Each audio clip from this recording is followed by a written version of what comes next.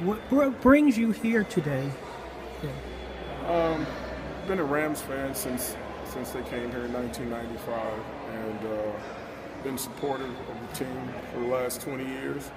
Um, Been through a lot of good times, a lot of bad times. Over the last 10 years, it's been more bad than good. But I want to see the Rams stay. I want to see the NFL in St. Louis. I think this city has more than supported this team over the last 20 years, whether it was season ticket holders, or whether it was purchasing merchandise and things of that sort. So at this point, no one knows really what's going to happen, but I'm just here to show my support for the St. Louis Rams and staying in St. Louis. So, does it matter how they stay, whether we use taxpayers' money or are you willing to pay out yourself? Like, does it matter? You know, to a certain extent, yes.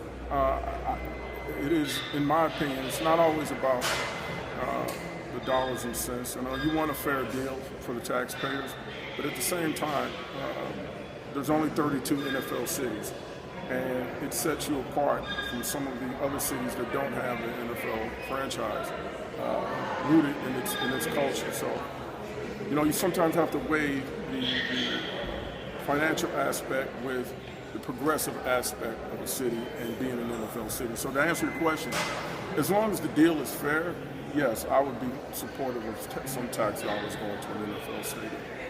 Okay, and let's see. Does it matter if there's a public vote on the stadium or not, or?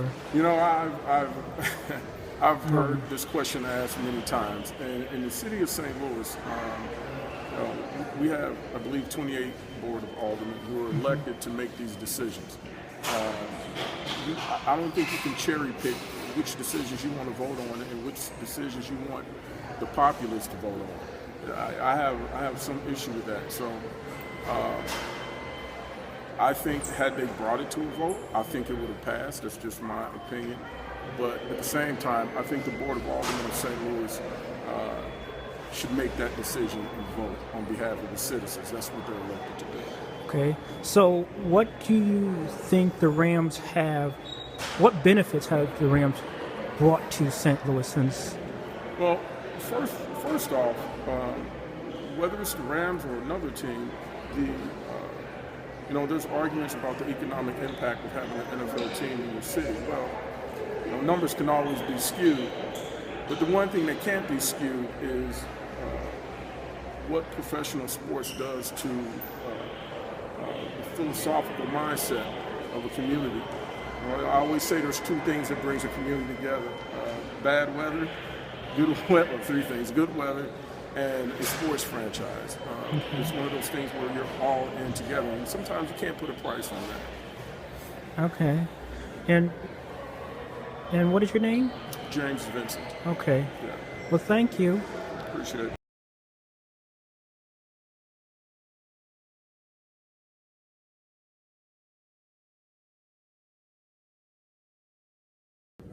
Make, which I feel strongly about, is you made a reference to the NFL timeline not providing for a vote. That is wrong.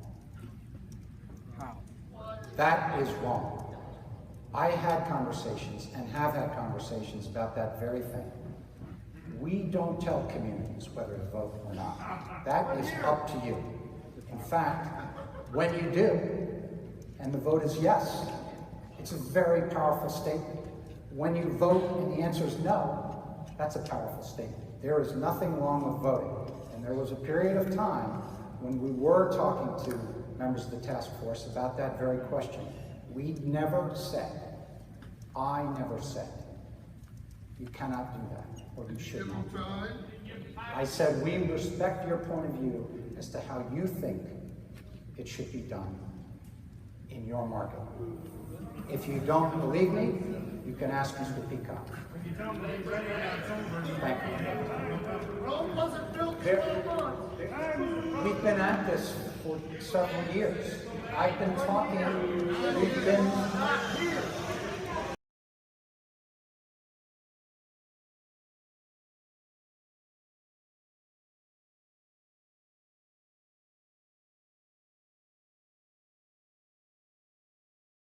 The St. Louis Rams are an integral part of our town. Their community impact, that's what you haven't heard a lot about. That's extremely important here. And there are at least 33 different team community service projects, and that's not counting the individual players' contributions to our communities and the many things they do. They're involved in community commitments and charitable acts. For example, the Wounded Warrior and Everyday Heroes Project, the Basket of Hope, where they provide uplifting gifts to children with cancer and other forms of really hard health issues. They support a Character Plus program in our schools that helps young people, youth in our public school systems understand the value of integrity and character as part of who they are and who they become, because they teach and model those things, because that's important to them, but it's important to the youth in our community and the families of those youth as well. They're involved in community improvement projects. If you had the time, I would encourage you to have, if you haven't already, to have somebody escort you around our city and let you see some of the more than 33 major impactful ways that their presence impacts here. They're involved in the Diversity Awareness Partnership and the Rams Blitz, that are programs and initiatives that support and celebrate diversity, cultural differences, and cultural awareness and social justice. They're involved in the Make-A-Wish Celebrity Server Dinner, Kids Smart, Kick Cancer, Heat Up St. Louis, Field Up to Play 60, which is a nutritional awareness food program for children. They've been involved in the restoration of football fields at our public schools. They've been involved in nutritional programs and initiatives that are intended to counter child obesity and homelessness. They've made commitments, they continue to make commitments, whether it's supporting our St. Louis Children's Hospital, the United Way, the St. Louis Urban League, and numerous others. Even if you don't have the opportunity to visit them, on the Rams link, you can see at least the 33, not counting those individual team members. Not all St. Louis Rams are able to afford season tickets, but they're adamant fans, no less. They support the team in other ways and show their love their best. All of the fans of our St. Louis Rams have earned the right to have the Rams stay in St. Louis and sit tight. Please don't take us lightly.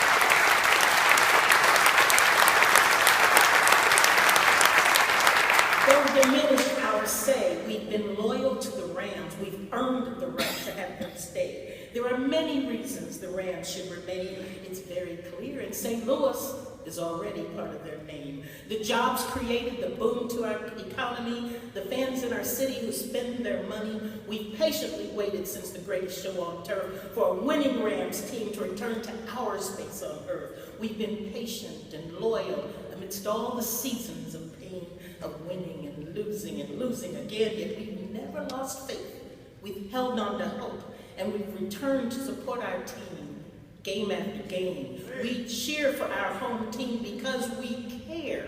Win, lose, or draw, we have been there. Now victorious seasons are in sight for our team. Visions of the greatest show on turf are back in our dreams. Don't take away our hard-earned fan futures to give away to some new fan moochers. This is a fan challenge.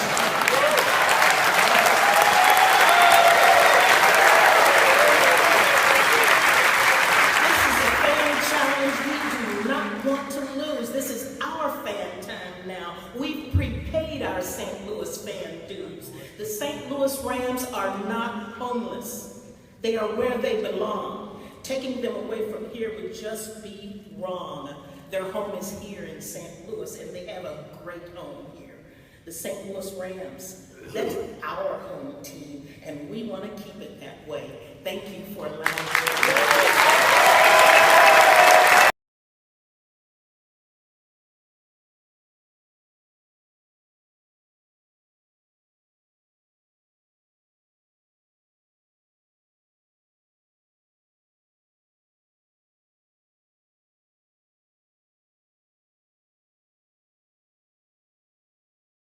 Leadership in states in this case. But as to legislative risk, I'm not the expert, and you should probably ask somebody here. Is there any Did I shift hear whether you you say want that, 2 or San Diego is 10 to 12 months behind St. Louis in this process?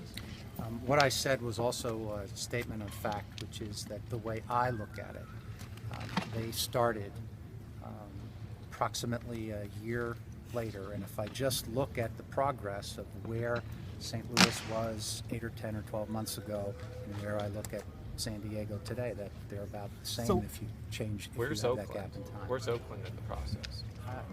I'll say again what I've said before, which is that Oakland has not made any proposal that's specific that has formed the basis for any discussion. I realize you do not want to deal in hypotheticals, but it's getting very close. There are just a simple alderman vote away from the financing being done. And Dave Peacock will present his final plan in November to the owners. If everything is in place, wouldn't it be difficult to say no? I don't know what the owners will do, but I want to go to something that you said, that the plan will be presented to the aldermen.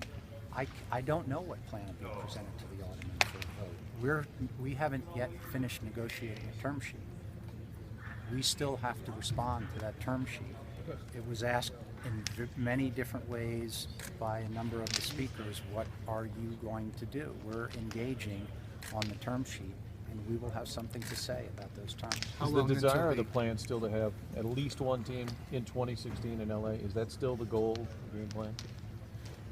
There's never been a goal to have a team or two teams. There's been a goal to develop the potential of the Los Angeles market so that alternative is available for the owners to consider. As to timing, we're on track at this point in time to bring something to the owners, bring the analysis to the owners if a relocation application is filed, and that we would do that sometime after the first of the year, but that's by no means set in stone. You mentioned a Eric, response do to you- the term sheet. What is the timeline on the response to the term sheet? How you What do doing? expect? Good, how are you?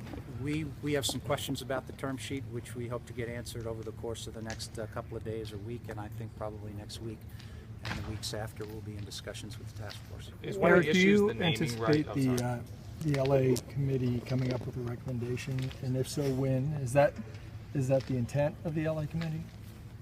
Well, it's the commissioner's responsibility to either provide his report or working with committees to have committees prepare their reports and give those to the ownership. Whether it's the LA committee or some other committee, I believe that Commissioner Goodell will involve committees. He has done so consistently for all big topics, and this is certainly one. And we've had committees involved consistently on the LA matter.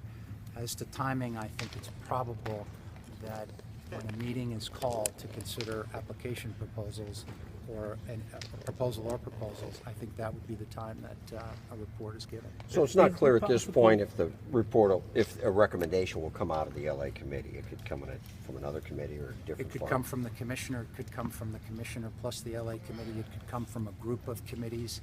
We have other committees that look at these matters, and I think that it's probable that we'll have lots of owners up to speed and informed who can help provide a recommendation. You Is one of mentioned the the- aspects of the term sheet that you're looking at whether you can actually bond out the naming rights? Because I know that you talked to David Hunt about that last Friday. Can you kind of elaborate on whether that's going to be doable?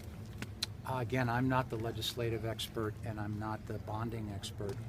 We have to rely on the local authorities as to whether they can do what they think they're going to do. Is it possible if this new stadium or whatever could be funded without taxpayers' dollars, fully funded by NFL? Would that be a possibility? That's a hypothetical that I really can't get into. That's a question for others. Can When- you disclose, has Stan Kroenke made it clear to the NFL or league that he wants to own 100%